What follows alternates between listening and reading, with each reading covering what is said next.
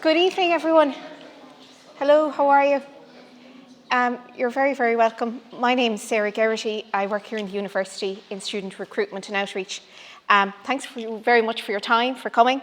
I'm joined by some great colleagues and a student who have given up their time this evening to share their expertise and their thoughts and their advice about postgrad studies, and I'll introduce them in a moment. But just to tell you what we're going to do this evening, we have 3 objectives this evening. The first is we just want to, for those of you who are starting off thinking about postgrad, we want to set the scene and just give you that, I guess, high-level overview of what postgrad involves, what are the opportunities that are there for you, and how do you get started, what are the next steps, what do you need to do between now and Christmas. The second thing we're going to do is we're going to delve into the value of a postgrad qualification. And we're going to talk about, return on an investment. It's going to be an investment potentially of your time, your energy, your money, and what can you expect? What are the outcomes you can expect from that in terms of career progression and setting you on a path to reach your career goals? And then the final thing we're going to touch on are the practicalities. What are the things that you need to do in the next few weeks? What will happen between now and next September? And some things around scholarships, fees, funding, grants, all of these supports that are there to help you on your journey. So I'm going to start by introducing our panel. And first here we have Valerie Leahy. Valerie is Postgraduate Recruitment Officer, and over the last number of years she has met hundreds if not thousands of prospective postgrad students. There's no such thing as a silly question. We're going to keep this really informal, and we'll do some questions at the end, and the panel will remain here if you want to ask any questions at the end. So Valerie knows what's important to you, and she has some insights and some tips that will help you as you start thinking about applying for a postgrad course. And beside Valerie, we're joined by Victoria Ward. And Victoria is a biomaterial researcher. She's a PhD student here in the university, and she's going to tell us a bit about her experience and maybe the opportunities that have come her way as a result of her PhD studies. So thank you very much, Victoria. And then beside Victoria, we've Colette Gill, who's representing the fees office. So Colette has the unfortunate job of telling you the fees that are due when it comes to postgrad studies, but also what are the instalment plans, what you need for in terms of a deposit and all those kind of practicalities. And then finally, Aisling Conroy is Career Development Manager with the Career Development Centre here in the university. And she's going to share her expertise of what employers are looking for and how you can best equip yourself as a graduate of a master's or other postgrad programs to set yourself up for the jobs that you want. So we're going to get straight into it, and Valerie, we'll come to you first. You might set the scene. What are the postgrad opportunities that are here in the university, and where does one start if you're fresh in your journey? Well, I suppose kind of thinking about the basics, and I'm glad to see some of you have the postgrad prospectus. If you haven't picked one up, it's available downstairs on the registration desks. So I suppose you need to kind of think about the course types that are available. If you want to do postgrad, what am I going to do? Am I going to do a taught master's, a taught programme? Am I, like Victoria's doing, look at a research master's or a PhD? Will you do an online course or a blended learning course? You wanted something maybe more flexible. Will you do a full-time course or part-time? That's something you may want to consider.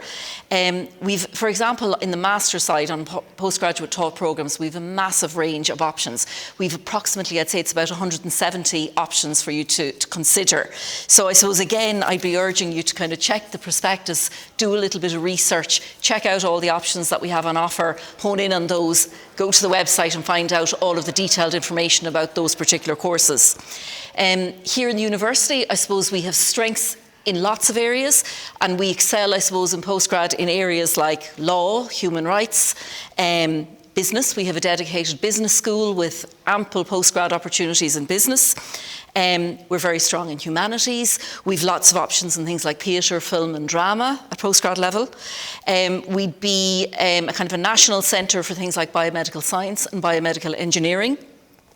On the medical side, we have courses that are unique in Ireland in kind of cell manufacturing, regenerative medicine, so they're worth looking at PG as well. We have a School of Nursing that is a full nursing suite of programmes at postgraduate level, and we also have lots of options in things like artificial intelligence, computer science, cyber security, those kind of new and emerging areas. Something else that a lot of students do at postgrad level is they might like to convert.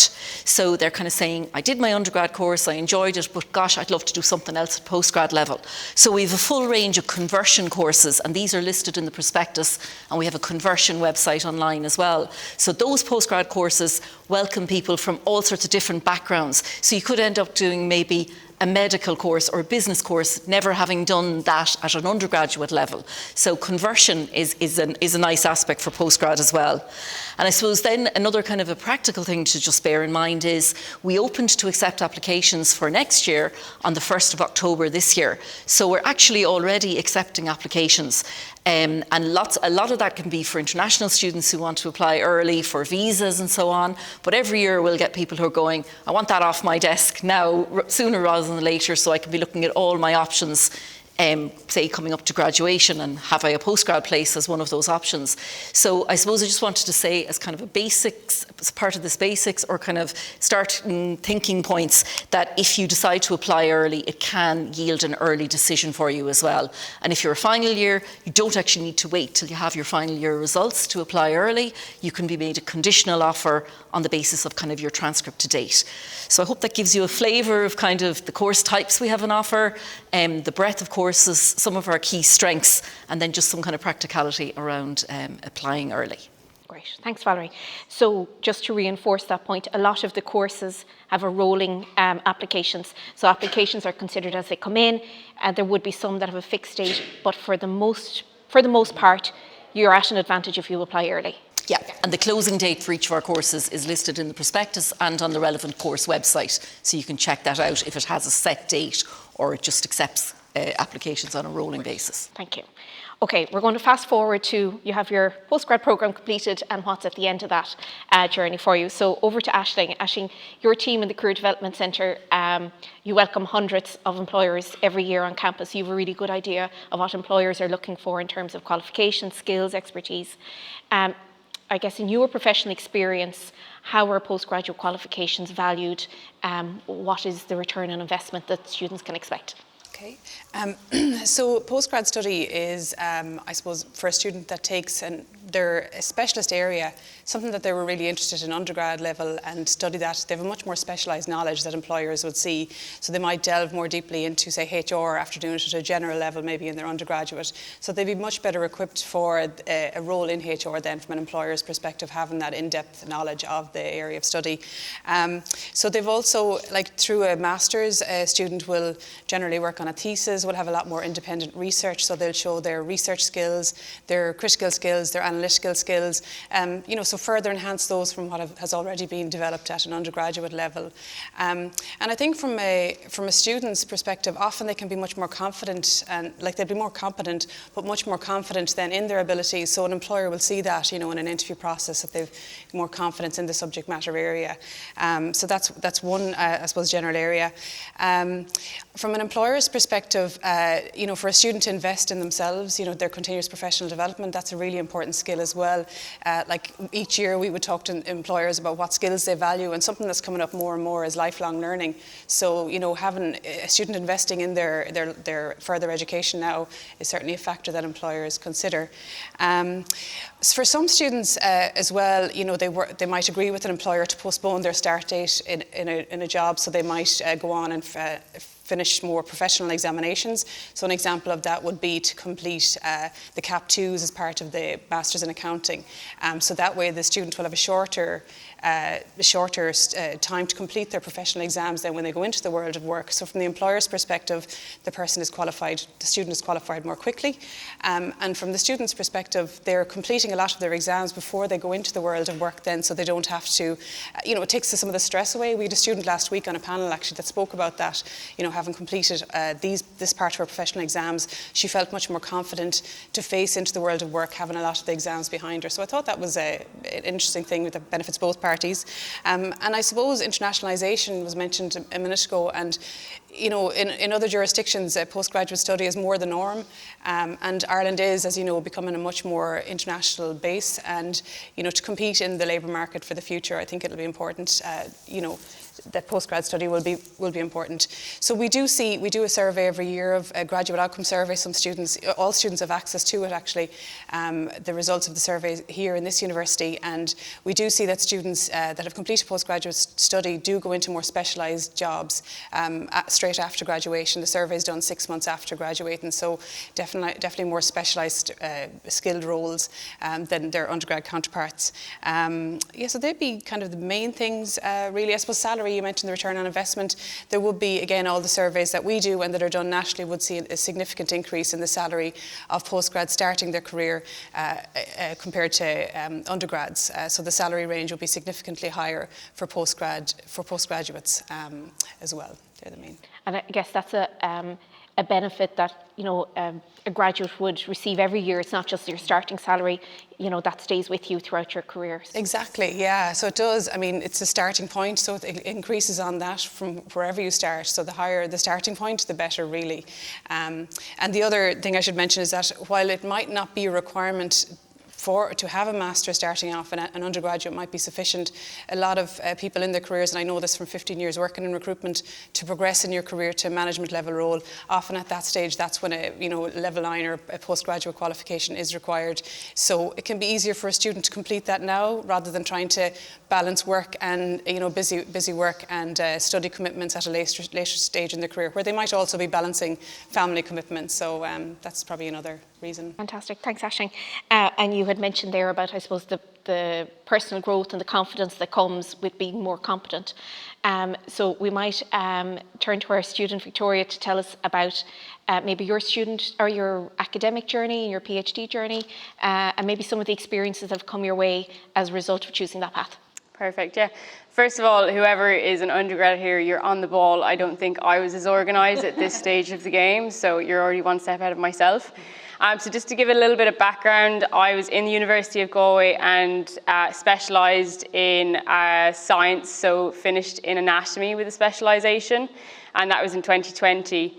I loved research. I had actually submitted a scholarship during my 3rd year of my undergrad to do 6 weeks of research in a lab where I was basically growing cells and they all died, but I had great fun, and that kind of made me realise, well, if I can go back every day and watch these poor cells dying, then maybe I can throw myself into kind of science and research.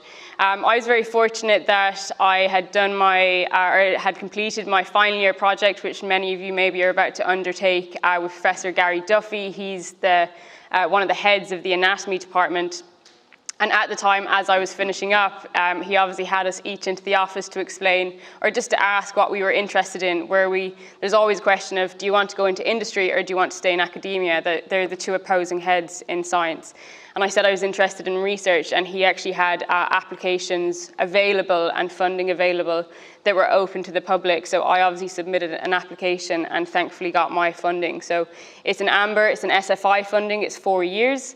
And even though I specialised in anatomy, I'm now working with biomaterials.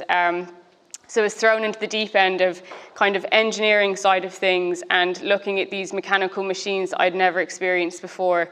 And that was certainly challenging, but I find what's great, and just banking on what you guys had said, that I think I could happily walk into any big employer's office and really stand behind what I've achieved in my PhD, which is many fails, but standing and shaking myself off each time and trying something different. And I think there's a lot of character building in postgrad research. And I know I'm probably a little bit biased talking on the kind of science side of research. I know a few people in the likes of the history department, and their challenges are slightly different. But you still have to battle with yourself and the topic for 4 years, and you have to confidently stand behind that. So for a viva, which is where you defend your PhD, if you can stand and argue your PhD amongst 3 professors in the field, I think you'll be able to, roll into an employer and really do well in an interview. In terms of the other things I've achieved, I suppose, is probably confidence public speaking. The ladies know I was part of the TED Talk in Galway last week, which was an amazing experience.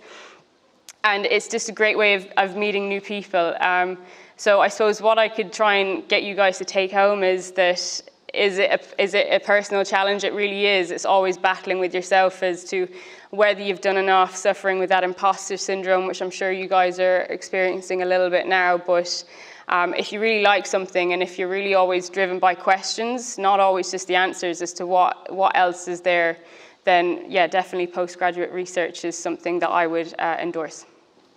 Fantastic. Thank you very much, Victoria. That's brilliant. We can go home now after that. But before we do, we better cover a few of the housekeeping and the practicalities and the getting ready for studies. So Colette, can we come to you to talk about fees? You might tell us, for a student, let's say a lot of people here are probably thinking about a taught master's programme in 2024. What fees do they need to get ready for? Thanks, Sarah. I suppose in order to address your question, what fees do you have to pay? If you know which course you're going to take and you go onto the University of Galway homepage, type in the course name and the course will come up. On the left-hand side, you'll see the course fee. So they range in price from, say, 5,700 to up to 11,000, and that's payable by you, the student. However, if the student applies for a means-tested SUSI grant, they may cover either 4,000, 5,000 or a maximum of 6,270. So if there's a fee difference, you would be liable for the difference. And they can be paid 50% on registration or by the end of October and 50% by the end of January. However, if you want more instalments, you can apply directly to our office online for a fee instalment plan where you'd spread the cost of the course over the duration of the programme with the idea of having the fee paid by the end of May. So normally the fee instalment dates would be the end of October and the end of January, but you could spread that payment to the end of May. Then when you have the whole fee paid, you can look for a receipt for tax purposes, as you can claim tax relief on the tuition element of the fee. So if your fee was 10,140, you could claim up to a maximum of €7,000. Sorry, there's a maximum threshold that you can claim for tax relief.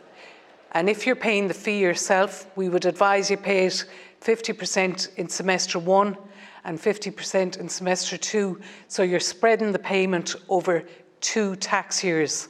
So the tax year runs from the 1st of January to the 31st of December, and you can claim 50% that year in your tax return and then 50% the following year.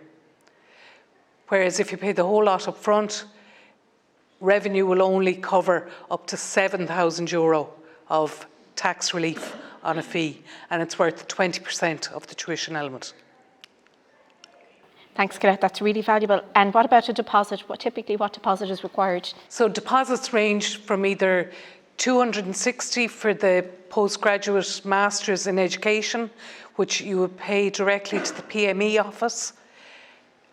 If you're accepting a programme here within the university, the deposits range from €500 to €1,000 for some programmes. The deposit is non-refundable if you decide not to take your place. However, if you don't meet the conditions of the offer, the deposit is refundable. So when you have the deposit paid, it becomes part of your fee payment when you register. So if you're paying your fees in 2 instalments or more, subtract the 500 and pay the balance. So it's nearly like 3 instalments in some ways then, Colette. You pay the deposit and then you can pay, yeah. Pay your 2 instalments. Okay, great, Colette. Thank you very much.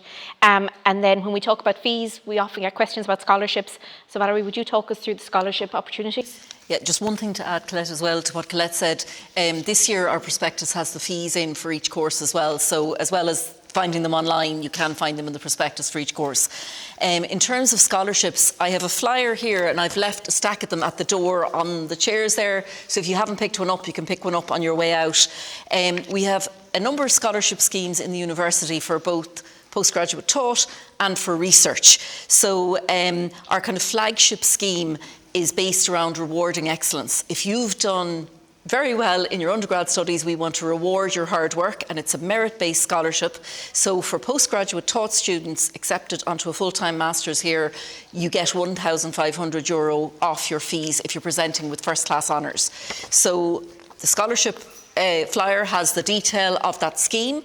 So it's a great way. Some students would say to me in kind of second year onwards, I wish I knew about that. I wish I could have gotten on the 1-1 pathway. And I always say to students, if you're in kind of final year and you're on that high 2-1, maybe knuckle down and try and get the first class honours, because it'll be worth that $1,500 off your postgrad fees for a full-time taught master's. So that's our kind of flagship scheme, but we do have some other course-specific scholarships available as well, and the website will list all of those that we're aware of, or will list any schemes from outside bodies and organisations that are offering postgrad scholarships. The business school here has some very generous scholarships of 50% tuition fees paid, and they have a couple of those available for each one of their courses. So you can go and you can find the detail on that website, or you can chat to them at the business school stand downstairs tonight about their particular scholarship scheme. Then on the research side, our flagship scheme is the Hardiman Scholarship Scheme. That opens this year on the 1st of December. And that's a well-funded scheme for the 4 years that you might be taking a PhD. It is quite competitive. Again, you can talk to Graduate Studies who are downstairs in the hall this evening, or the Dean of Graduate Studies, Donna Leach, is doing a presentation here after ourselves about how to fund your PhD, how to make a PhD application and so on. So I suppose if you want to pick up the flyer and check the website, that has kind of all the relevant detail and everything you need to know about scholarships here. Do you mind if I just add?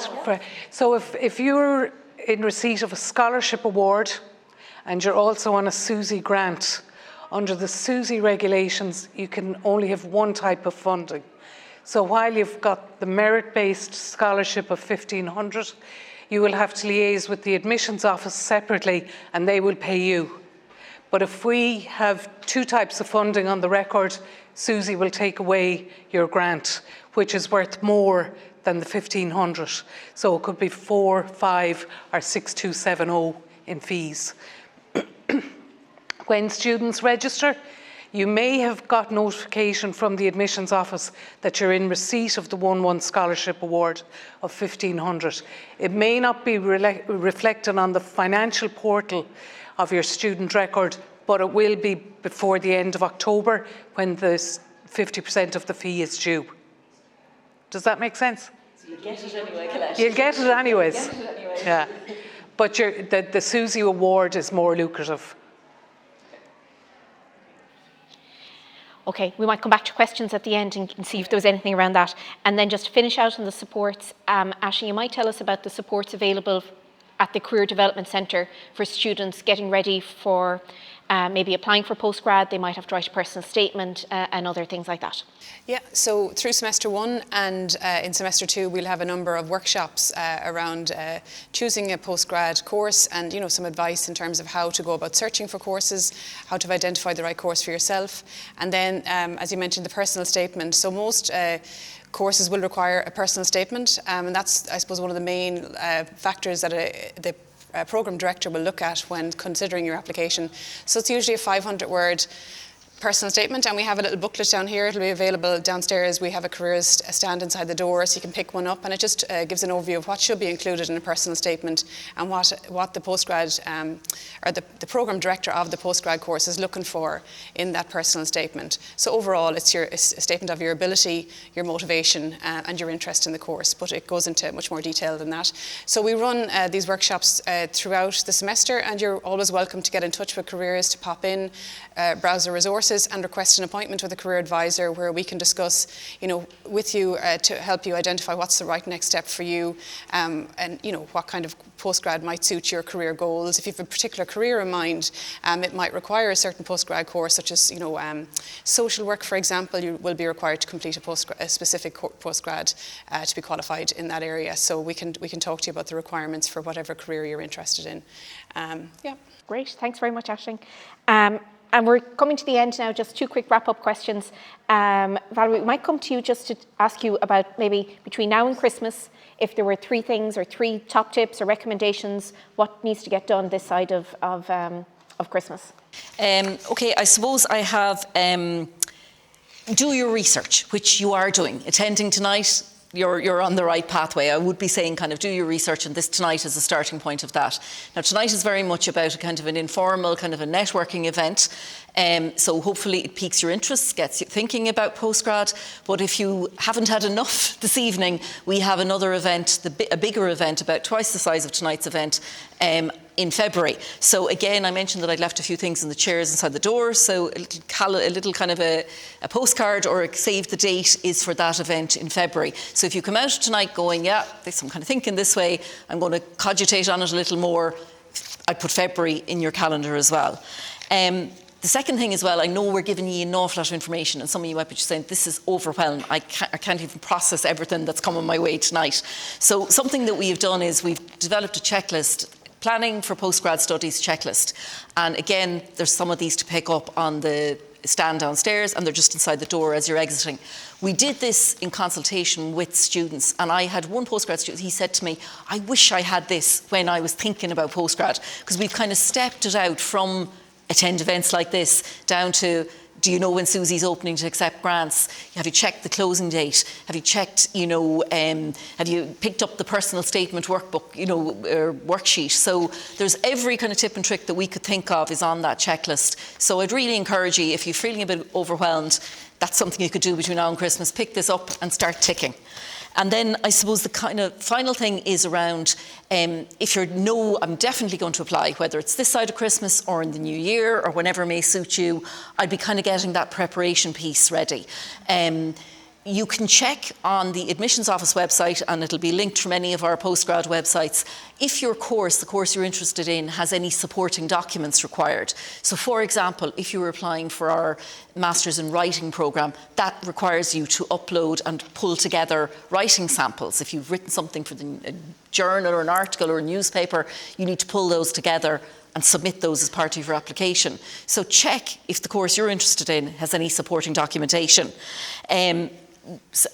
Backing up then the personal statement aspect, that's a really important part of your application. So you could be prepping that. We have a video online you can watch about tips and tricks in writing your personal statement. That's on our Choose Postgrad website, and you can watch that and see what kind of our academics and programme directors want to hear in that personal statement. And similarly, other things you may need to pull together would be something like referees or references. So even if you're just looking for something practical to get together between now and Christmas, you could be pulling all those strands together. I mentioned early on that you can apply early as a final year undergrad, but something that you'd need to submit would be your transcripts to date. So again, where are they? Do you need to go to registry to get them or anything like that? So they'd be the kind of tips I'd be saying. Do your research, look at your checklist, and think about what do I need to apply, or else just go ahead and apply early so that you get that early decision.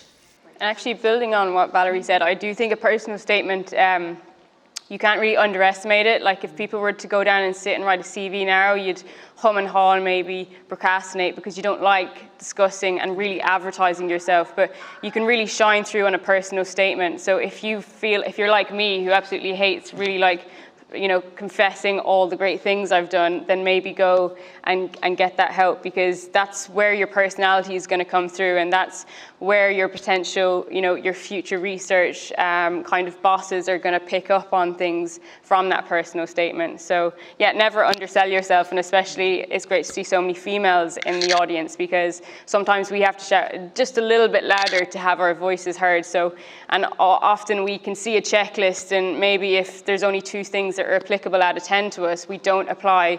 But don't be afraid to kind of really know what your worth is, and just maybe take a chance sometimes. If it's not always applicable, it doesn't mean you can't always pick up new skills and stuff along the way. So yeah, that might help as well in the application. Yeah, fantastic.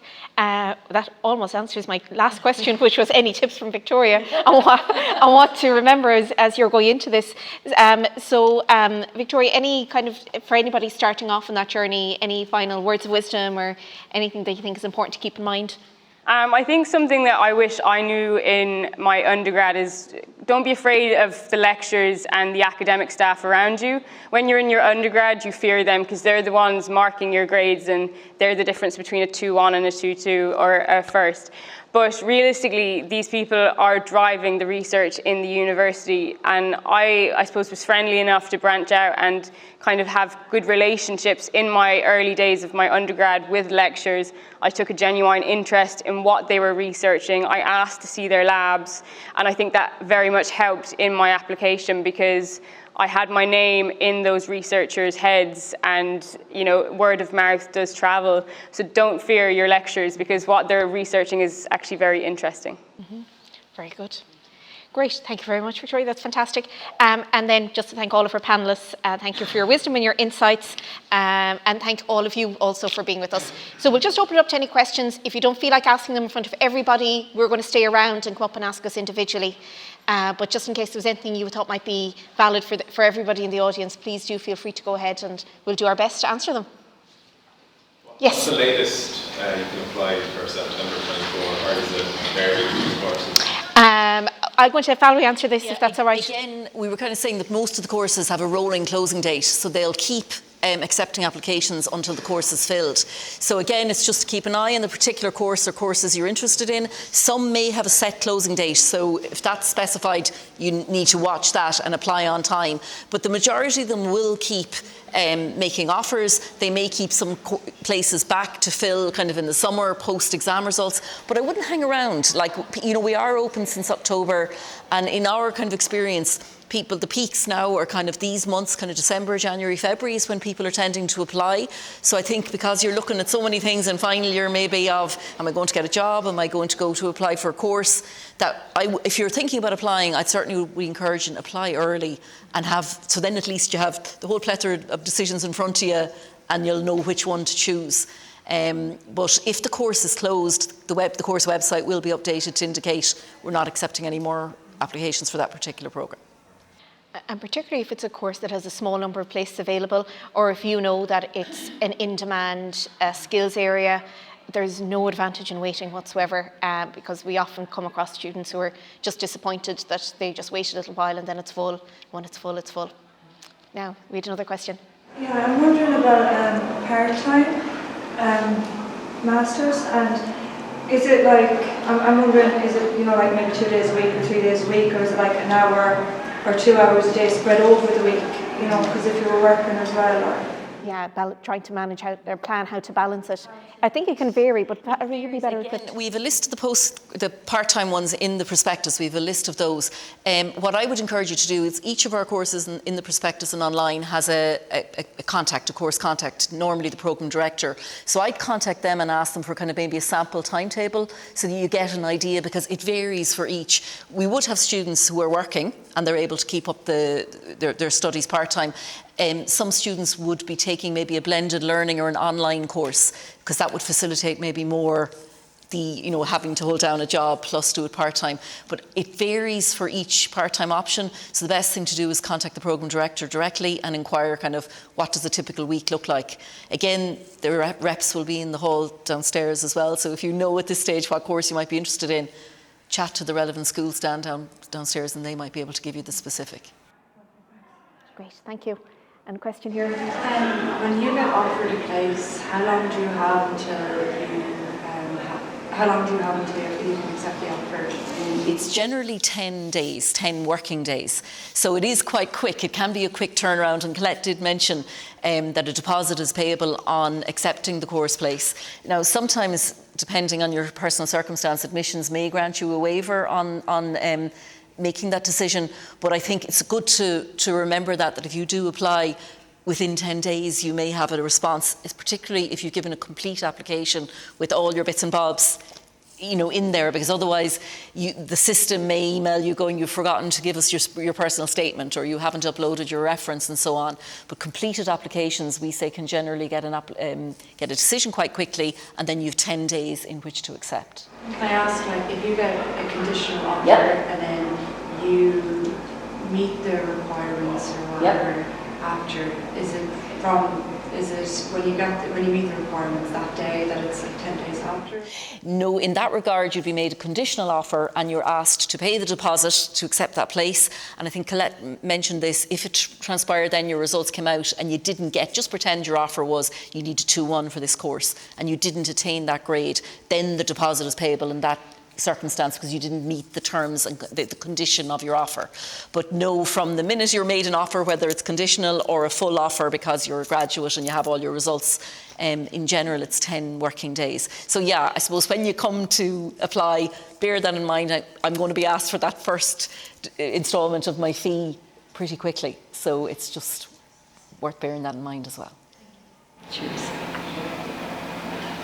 Yes. And fees the same for full-time and part-time? That one to Colette there. Fees, full-time and part-time, do they differ? Are they the same for full-time and part-time? So a part-time fee is in or around 50% of the full-time fee spread over 2 years. So you'll end up paying a full-time fee over 2 years. There's just a slight difference, but it's only within between 20 and 50 euro. The bad news is, though, you wouldn't qualify for a SUSI grant on a part-time programme. They'll only fund full-time studies. So that may have an impact. That's for full-time as well. That is for full-time courses, yeah. Well, you could check the website for the course. Some of the courses will, a scant few will have a scholarship inherent with that programme, so there may be a part-time offering. But in the main, I think it's for the full-time studies, really. Sorry, what is the threshold for the SUSI grant? It varies depending on the number of dependents at home, but they have a ready reckoner on their website, susi.ie, and it'll open for applications in May, but you could check it now for the current academic year. So if you kind of put in your details, your financial details, it'll kind of tell you yay or nay if you're going to be likely to get a grant. Is that it? Yeah. It's the eligibility reckoner, I think it's called. Yeah. Mm-hmm. Folks, I left my card, my business card down the end there, and my email is postgrad@universityofgalway.ie. So if you think of anything else that comes to you that please feel free to email postgrad@universityofgalway.ie, and I can pick up on questions as well after tonight. Great. I think that wraps us up. Thank you all very much, and thank you to our panellists. Lovely to see you all, and we'll either see you here or downstairs later this evening. Thanks very much, folks. Thank you.